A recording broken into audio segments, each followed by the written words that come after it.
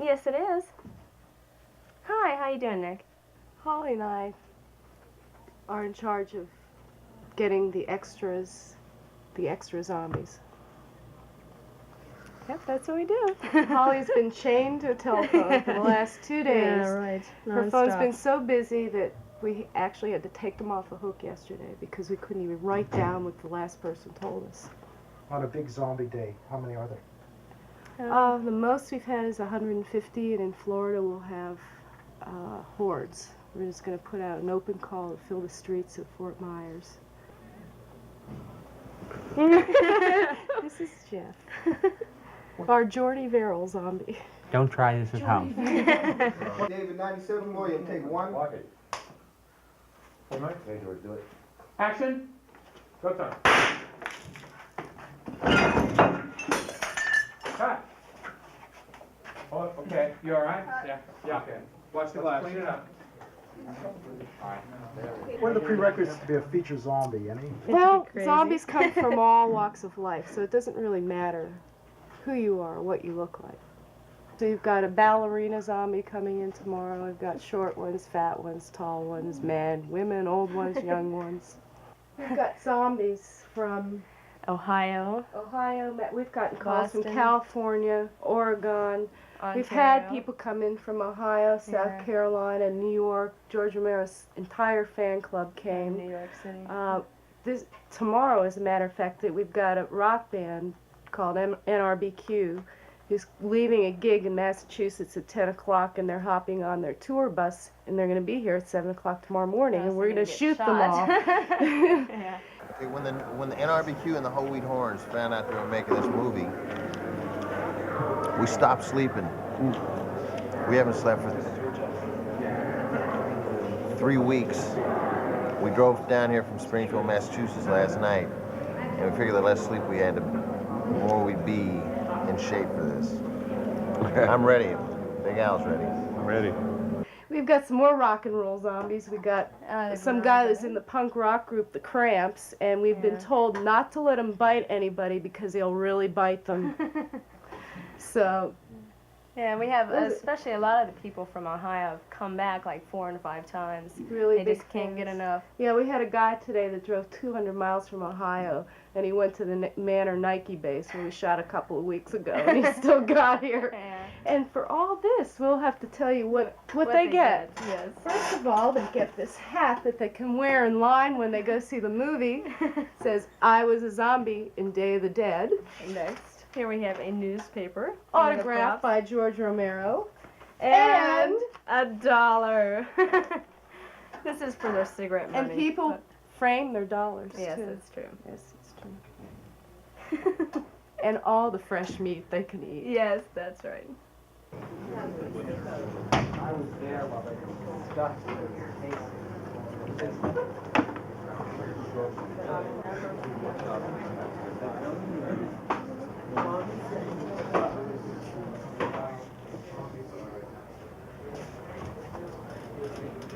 What is that stuff?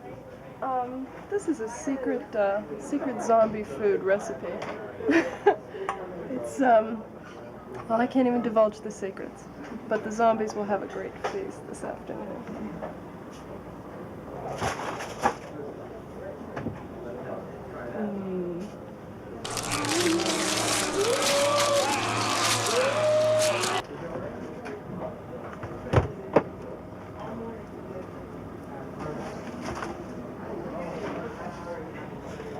Got lots of goodies in our little warehouse here. What do you usually feed them? Today they're eating the one of the soldiers named Steele, but it's really turkey flesh, I'll confess.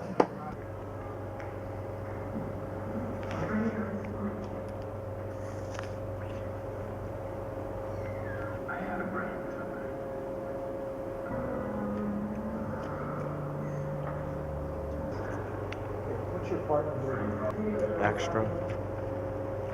Plain old zombie.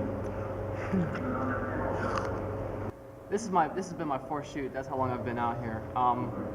I've been a zombie for I'd say about a month now. I started when they shot over at the Manor Nike site, and the last 3 shots have been at the Wampum Industrial Facility. And this is the first time I've had special makeup done. And before I was just I was intermediate like him.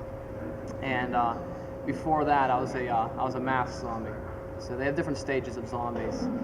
I've been here since they first started in this mine. The first day we put our arms through a wall, so I got to be an arm. There's a lot of sitting around, but it's this anticipation for the shot. We've still been waiting to be shot today. But we got here at 7:30 for makeup, and we haven't been in one scene yet. But we're still waiting. Yeah, we're still anxious to get on a screen, because once you're out there, it's great. You don't care how long you've been here. You could have been here for 2 days straight, and it wouldn't have made any difference at all.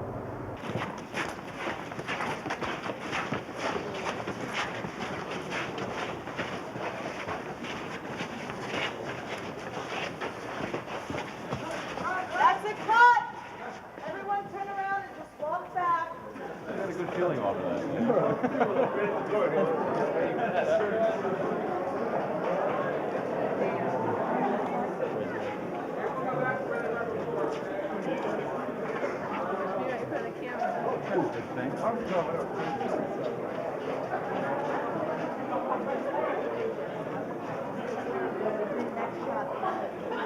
Okay. Quiet, please. That was great. A little slower. Pretty energetic. Everyone was a little too energetic. Okay, just moving a little slower. I am really into the blood. This is like how I take out all my frustrations on these poor, innocent people who come here to be gooped like this. Do you see? This is the most fun thing. Head wounds, scars.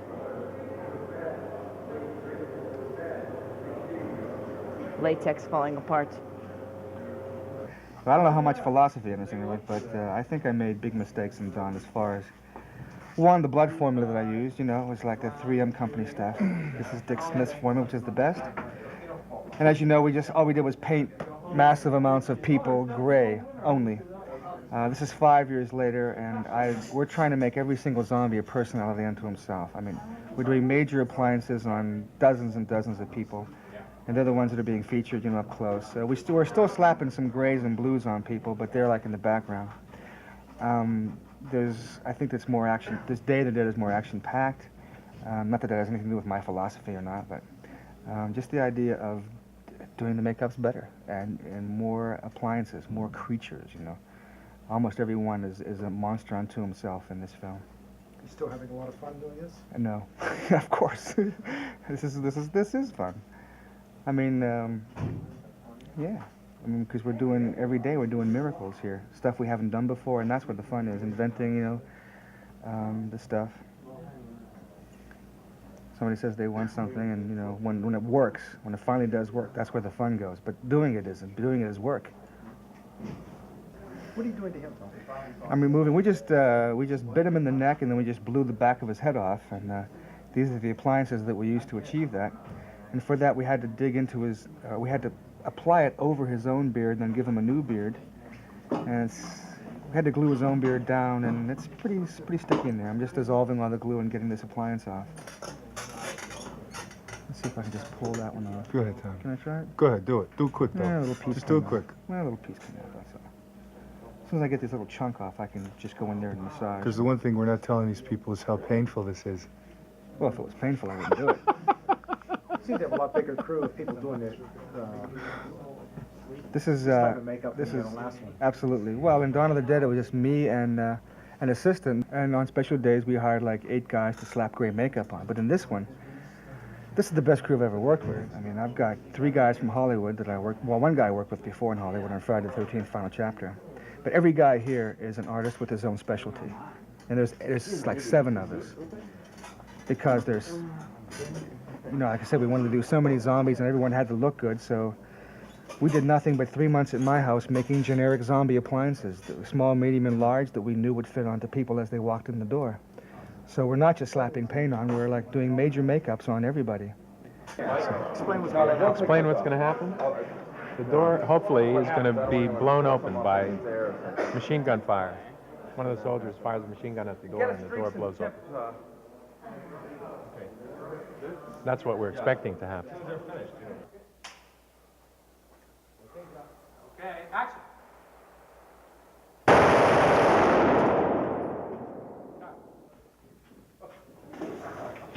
Well, that's okay.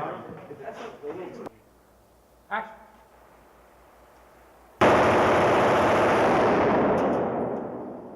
Cut. That should have blown the door off.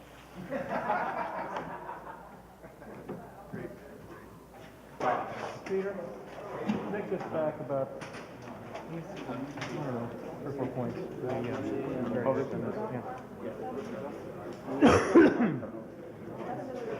One more. Oh, that's good. The door that blew open. Down?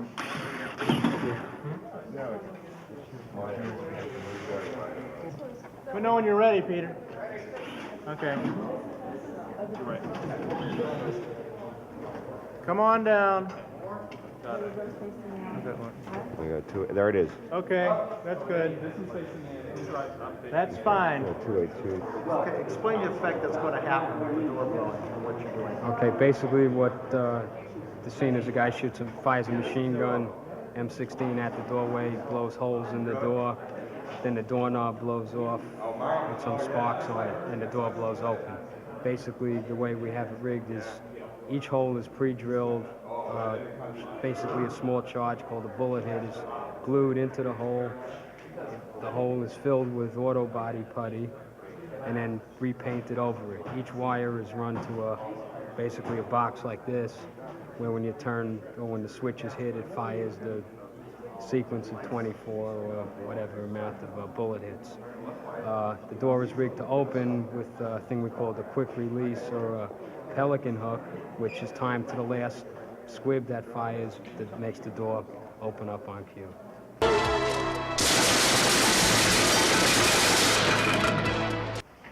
Wait a minute. Yeah, we need the duct tape.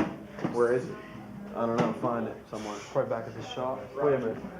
Will this work? No masking? Greg, What? you want to use this? No, it won't stick. Let me get your purple. What the hell did they do? That's food on. Yes. Broccoli man's right here. Broccoli man. Thanks. Find it? That's not the good stuff. Where's the gray? Look, there it is. All right, now, are you doing a shot of these? Like, because we have to get this tubing and everything ready. Yeah, that's what I want you to do. I want you to get them ready to go. You got it. And Okay. Broccoli Man too. Anything for you. And as soon as we do the shot with Bill Lasco, you got to rig him right away. All right. Okay. Explain what you're doing. Okay, what we're doing here is this is my friend Matt. He's a zombie. He is already rigged for a front head hit. There's a bladder right here, which will pump blood, and there's tubing coming through the hair here, which will go down his leg, and he'll have tubing and stuff. So what we're going to do is it'll simulate the entry of the bullet, and what we're going to do is fill up some latex balloons with blood, with little charges in them, and it will also simulate the blood shooting out the back. And usually it takes about 20 minutes to a half an hour, because you have to get this metal plate on to protect his head, put the detonator charge on there with the blood, get it all rigged, send the wires in. Once that's all done, all you have to do is hook it up to a box and push the button in. Rolling. Rolling. Slay out. Go ahead, you're longer. Okay. Action. Go. Cut. Just 5 minutes. God. Oh my God. Father's talking never strikes. I wouldn't wear one of Father's socks. No, Sarah, don't. It'll just bring out rogues and the men. Leave it be. Leave it be.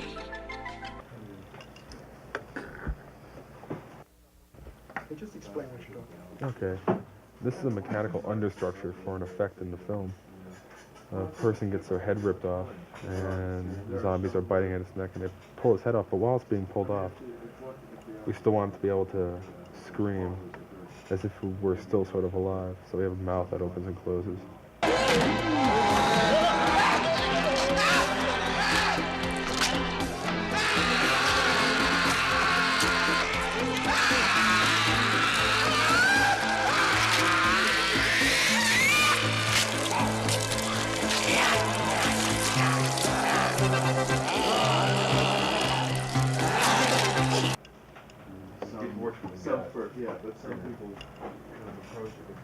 And we have cheeks that go up in a sense of surprise. The real true bottom line between good and bad art is it comes from emotion. You know, if you really express it, and you can always kind of tell that. Although it's weird, when you get descriptions.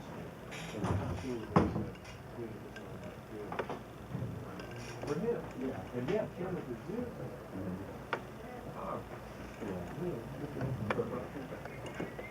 You want in? We're going to use the front end of the other shot, all the way up to about here. This is a rehearsal? Go ahead.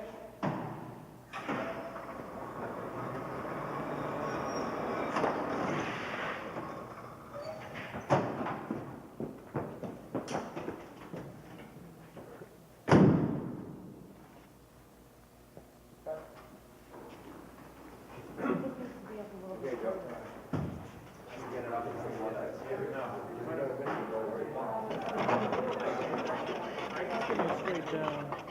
We'll spread that one. We'll cheat it the other way. Lights. So I guess instead of moving all the lights around. Yeah, but you'd be better. See, we want you in the air and grabbing on going through that. The impact down there is not as important as Right. flipping But the it's all.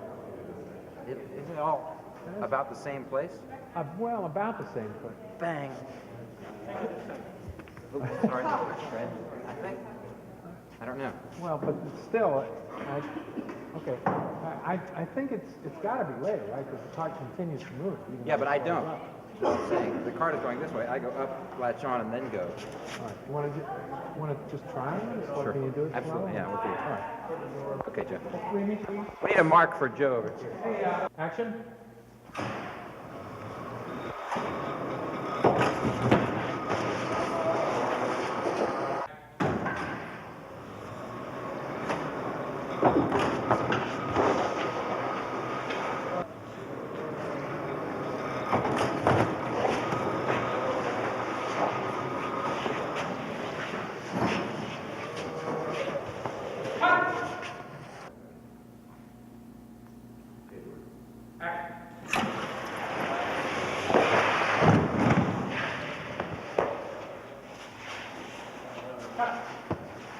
You all right? All right? Great.